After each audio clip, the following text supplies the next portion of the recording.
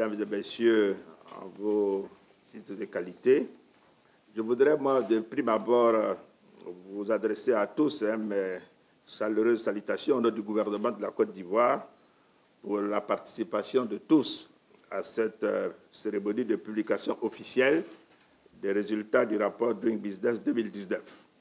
Comme vous le savez, donc, ces résultats couronnent les efforts qui sont entrepris par les États sur la période donc, du 1er juillet 2017 au 30 avril 2018, et ceci dans le cadre de l'amélioration du climat des affaires.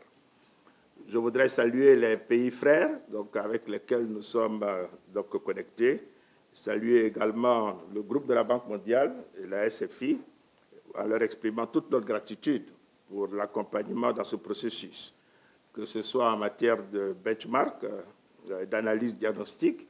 Toutes ces analyses donc, aboutissent à l'identification, à la formulation et à la mise en œuvre de projets de réforme pertinents pour améliorer le climat des affaires.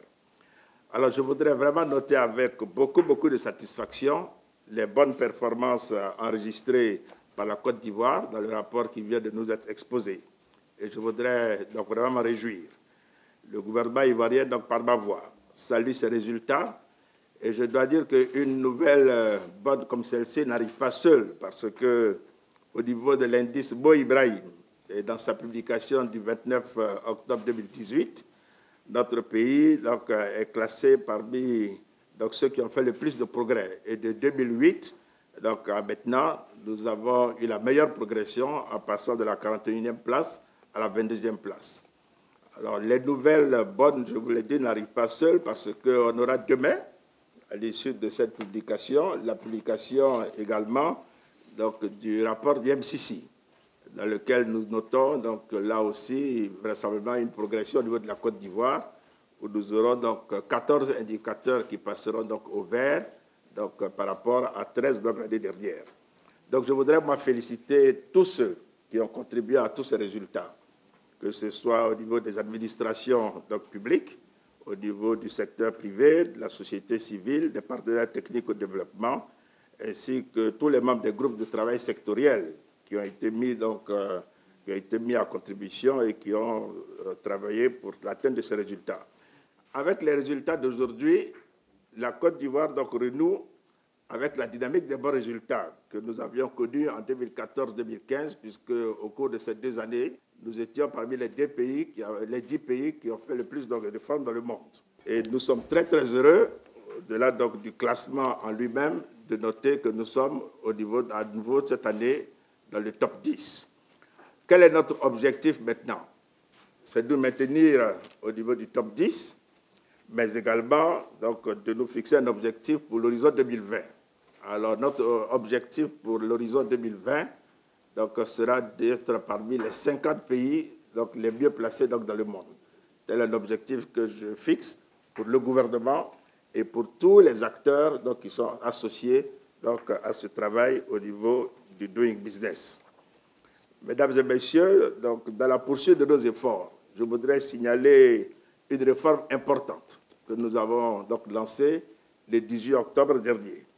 Il s'agit du portail unique dédié à l'investisseur, dénommé Portail unique de services à l'investisseur, qui est accessible à l'adresse www.225invest.ci. Ce portail permet de regrouper en un seul lieu l'ensemble des informations utiles à l'investisseur.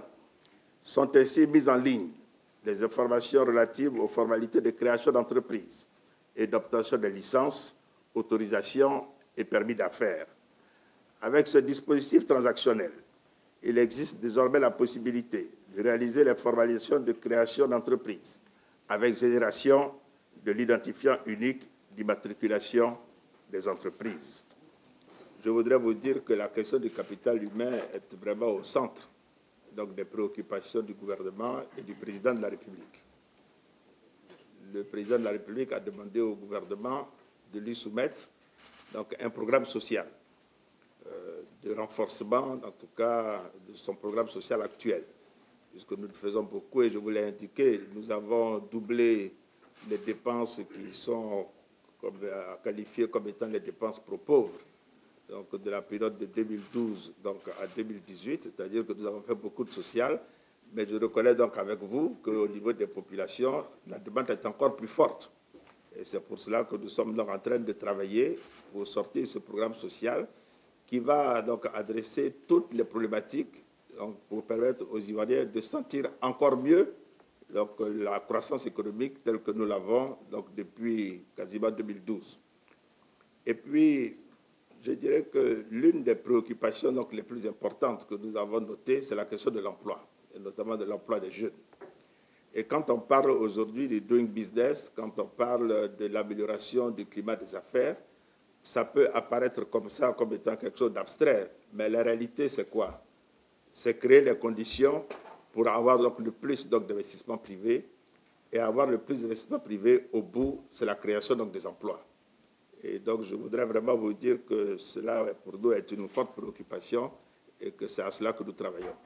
Sous le parrainage du ministre du Commerce, de l'Industrie et de la Promotion des PME, aura lieu du 8 au 10 novembre 2018 au Sofitel Hôtel Ivoire, la 2e édition du Forum international du commerce et de l'industrie FICIA Expo. Venez participer et découvrir les nombreuses innovations du FICIA Expo pour le développement d'une Afrique forte et solidaire. Invité spécial, la délégation région du Grand Est France.